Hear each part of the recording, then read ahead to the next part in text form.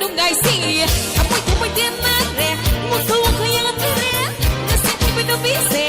hindi tanong ay si laysa laysa hipisi ay papala sa tari tanong ay si di may kikuling tanawin say dum si tikoy dum sa si say dum si tikoy dum sa si say dum si tikoy dum sa si say dum si tikoy dum sa si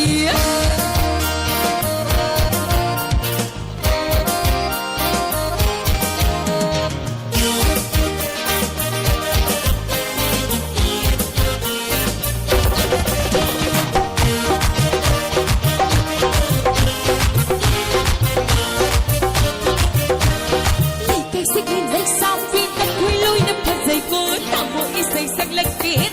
ta quay xa đại ứa lấy cái sige lấy sao phi ta quay lôi nấp thật dày vỡ tao mỗi ý xây sắc lạnh khi hết ta quay xa đại ứa lấy cái sige sắc hết bơm sắc bơm mà bộ mà đủ cả thì vấn đề cô phải vì thế là tình cô mà nó lấy sao phi đâu phải đâu để kinh lịch đâu có vui để thao tay nó sẽ lâu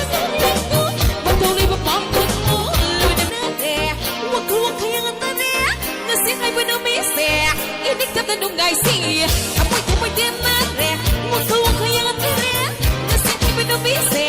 hindi tanong ay si laysa laysa hipisi ay papala sa tari tanong ay si di may kikuling tanawin say dum si tikoy dum sa si say dum si tikoy dum sa si say dum si tikoy dum sa si say dum si tikoy dum sa si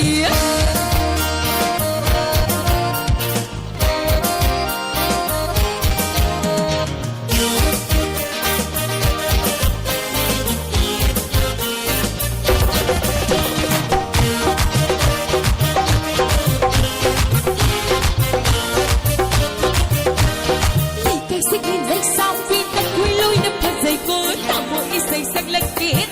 ta quay xa đại ứa lấy cái sige lấy sao phi ta quay lôi nấp thật dày vỡ tao mỗi ý xây sắc lạnh khi hết ta quay xa đại ứa lấy cái sige sắc hết bơm sắc bơm mà bộ mà đủ cả thì vấn đề cô phải vì thế là tình cô mà nó lấy sao phi đâu phải đâu để kinh lịch đâu có vui để thao tay nó sẽ lâu